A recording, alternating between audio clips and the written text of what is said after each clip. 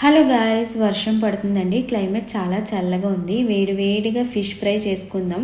Road side చేస్తారు కదా తవ్వ మీద, అలా చేసుకుందాం. దానికి కావాల్సిన సెటప్ అంతా నేను ముందుగానే రెడీ చేసి పెట్టేశాను. ఇంక స్టార్ట్ చేసేద్దాం.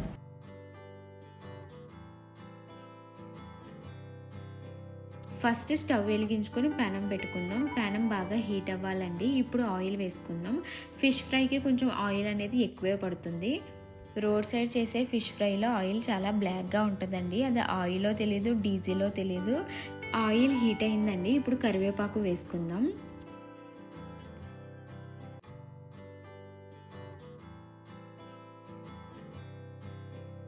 నేను మార్నింగే ఫిషెస్కి కారం, ఉప్పు, మసాలా పౌడర్లు అన్నీ మ్యారినేట్ చేసి ఫ్రిడ్జ్లో పెట్టేశానండి.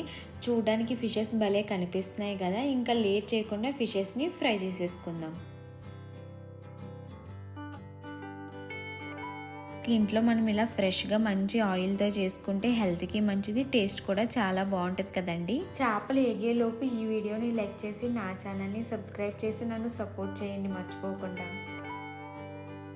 చల్లని వర్షం, వేడి వేడి ఫిష్లు, ఈ కాంబినేషన్ ఎంత బాగుంటుందో కదా. క్లైమేట్ భలే చల్లగా ఉందండి. చూడండి వ్యూ అనేది ఎంత బాగుందో. ఈ వ్యూలో చేపలు ఇలా ఫ్రై చేస్తుంటే నాకు భలే అనిపిస్తుంది. మళ్ళీ చేపలు మాడిపోతాయండి. చేపల్ని తిరిగేద్దాం. చేపల్ని తిరిగేసేటప్పుడు చాలా కేర్ఫుల్గా తిరిగేయాలి, లేకపోతే చేపలు అనేవి బ్రేక్ అయిపోతాయి.